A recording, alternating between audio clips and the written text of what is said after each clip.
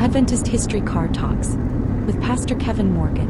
I'm headed back from camp meeting, and I just had some thoughts after having spoken with a number of people about my book and what it includes. The reflection has to do with recent representations I have heard of Ellen White based on the research of a number of former and current Seventh-day Adventist historians. From my experience in studying history at Appalachian State University, I began to realize that historians are limited by what they are able to uncover and put together. They are reconstructors of the past and pronouncers of truths concerning the history of the past. So, for example, one historian that I had in class was able to take records of sales from a particular general store and extrapolate from those details what people were eating at that time. It seems quite logical to be able to figure that out based on what were the things that were sold through that store. So they use sometimes raw data and interpret the raw data, but sometimes they will also stand on the platform of previous historians. Whenever you approach a subject as a historian, the body of historians will always ask you, what is the historiography on this subject? Which is to say, what have previous historians said about this subject? Now, if all of those historians properly interpreted the details of their research correctly, then you would be putting in another plate of evidence that would fit in with that picture to interpret the past and to make truth statements about the past. But if one historian has partial information and his work is assumed to be correct and someone else doesn't research the same area on primary sources and find something different, then you build a whole structure based on assumptions of the past. And so that may be the story that becomes accepted reality among historians based on the assumptions of the past. With apologists for Ellen White and the new historians, the recent historians from the 1970s on, there can still be deficiencies in their view. For the recasters of history, they may look at the past historians and say, the presenters of Adventist history continue to present a glowing picture of past history that with further research we find little pieces here and there that don't fit, so therefore that is hagiography, that is not accurate history. And so with the marks of modern historiography, they will recast history and eschew the past. J.N. Loughborough, for example, is diminished because J.N. Loughborough built his history largely on oral histories that he collected from people. And so oral histories are probably generally accurate of events in the whole, that an event actually took place, and what the person remembers may be accurate or may not be accurate, because oral histories are dependent upon memory, and memories sometimes are conflated between different events, times, and the like. Therefore, a more accurate history would be to go back and find documents that would nail down when events took place and the order of when events took place and the record of who was there and that sort of thing. But we don't need to dismiss Loughborough out of hand simply because he cannot verify all of those facts. When I go back and review some of his accounts of events within Adventist history, I generally find that the individuals that he names are appropriate to the location. He talked, for example, about an event that took place in Parkville, Michigan. He was present when Ellen White had a vision. And because he is the only reporter of that event in its detail, people question whether it actually even took place.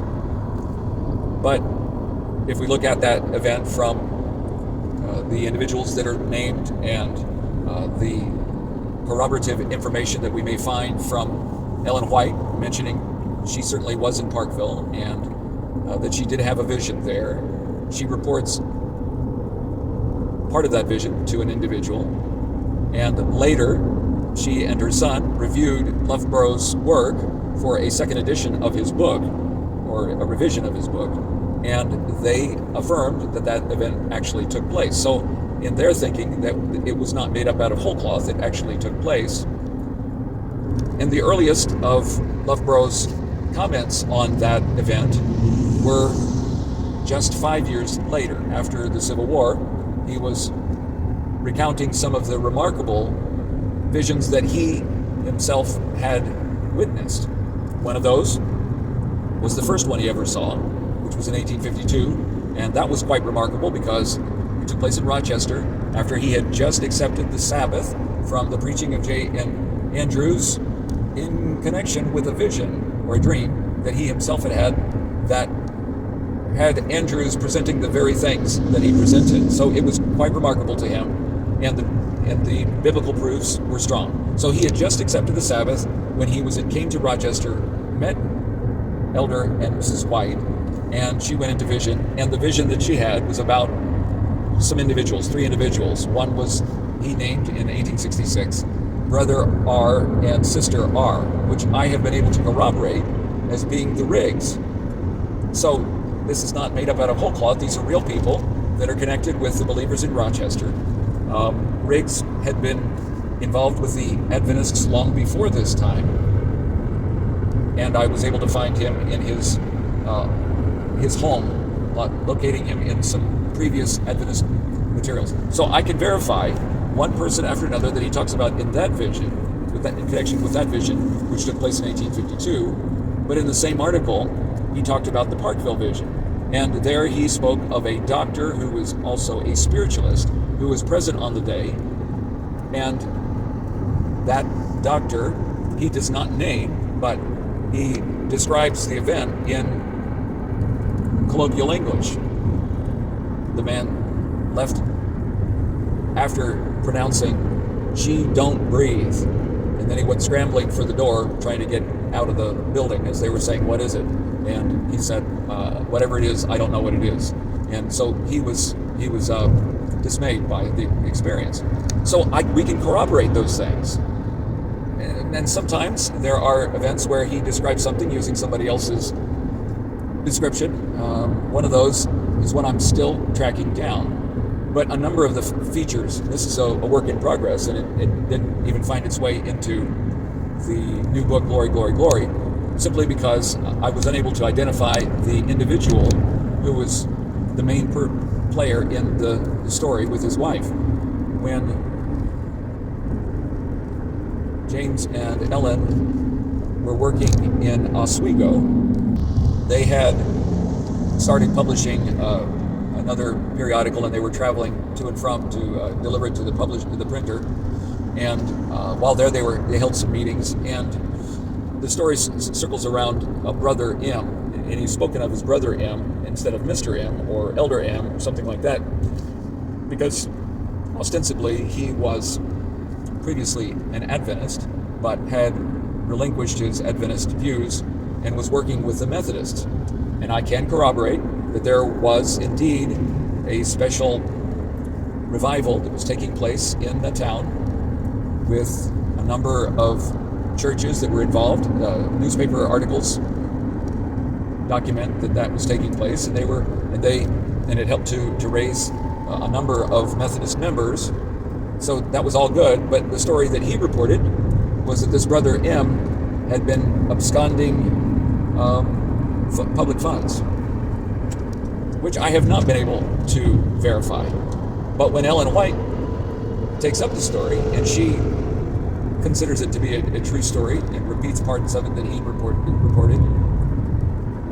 She says that he was held in the local jail, and I think they called the jail at that time the Black Hole. And I was able to find corroboration that the jail in that town was indeed called the Dark Hole. So all of those things seem to add up, but I have not been able to find the record of who this treasurer was and his wife who are involved in the story. But it does not seem to be made of whole cloth. It seems to be a full story. Anyway, this little excursus is just to illustrate how that a historian may have a number of details, and then we can corroborate it by finding existing records, court records, newspaper articles, other memory statements from other people that point in the direction of its truthfulness. But in the story, Loughborough reports, he said himself, based on the testimony of a brother that was in that town. Remember, I think I gave you the time, it was 1850, and he didn't join the Adventist until 1852. So this is history that Loughborough is reporting based on an eyewitness account. And the brother who reported it thought that there was a young couple who were trying to decide whether they would go with the Adventists or not. Brother Patch and his companion. And he thought that they were just engaged. And so Loughborough reports that they were engaged at that time. But the brother who reported it did not have access to records that are now online, that I was able to follow up and discover that no, the Patches were already married before they moved to the town. And so part of the story is not exactly accurate because of the conclusions or misinformation that one eyewitness had. But they're still in the story, and they're still part of that church, and they still likely were impressed in the same way that Loughborough reported it, because other aspects of the story do fit. Okay, so I'm discussing here the reliability of certain kinds of evidence. Eyewitness evidence has its value. It needs collaboration by written records that don't change with the passage of time as memories do. And how this relates to what I want to make in comparison for the book Glory, Glory, Glory, as I began to piece together and reconstruct history. It wasn't just in my head, and therefore I repeat, my view from my head, but painstakingly, I would bring in new pieces of information and add it to the book as I found where it made sense, where it added a detail about the story. So the research for this book was not all straightforward from A to Z, but it was as I found the evidence, I would place it in its logical setting for each of those pieces of the story. And this is where sometimes I find other historians have come to some false conclusions. They don't have the luxury of doing this kind of history as an armchair historian, as I do. I don't have the credentials, though I've studied history and I've had interest in it. I don't have the letters to my name for history. My emphasis was in homiletics and biblical studies and biblical languages and so on. So history has been an additional area for me out of interest in the Seventh-day Adventist Church. They don't have the luxury because most of the work that is produced by historians is under contract or due for a paper that they are presenting, either for a forum or for publication or for a doctorate, and therefore they are constrained to find pieces to reconstruct history under time constraints. I spoke with one Adventist historian who said, I wish that I had had more time for this particular book that I produced since then, I've been working on a follow-up, and I would have done it differently because I just didn't have the time. There was a press to do it. And I think that every historian will find, to some degree, little embarrassments about details or points that somebody after them came along and discovered that they had made a leap of logic, or had not gone back to primary sources, and so they included in their work something that was not totally accurate. In my book on the Civil War, if I redo the book, I will be able to redo the portion about the doctor who examined Ellen White in her Parkville vision, because later work we were able to discover, based on Loughborough, that the man's name was Brown. And on a hunch, Ron Graybill said, why don't we check out some of the spiritualist materials? Don't they list their affiliates? And we looked it up, and we found a J.S. Brown, who was from Calhoun County and who traveled through Michigan presenting his views of spiritualism, with another important name, Jameson, who debated Moses Hull later and converted him to spiritualism. So there are a number of pieces of evidence that fit together, and then I was able to nail down who this man was, and where he died and where he's buried, even though there's no grave marker where he is buried. So J.S. Brown was the man, and it corroborates the story, and I would fix that.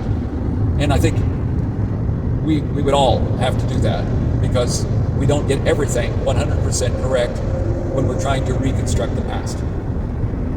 And yet, I have had 4 years working on glory, glory, glory. And that's a luxury that most writers, most historians do not have.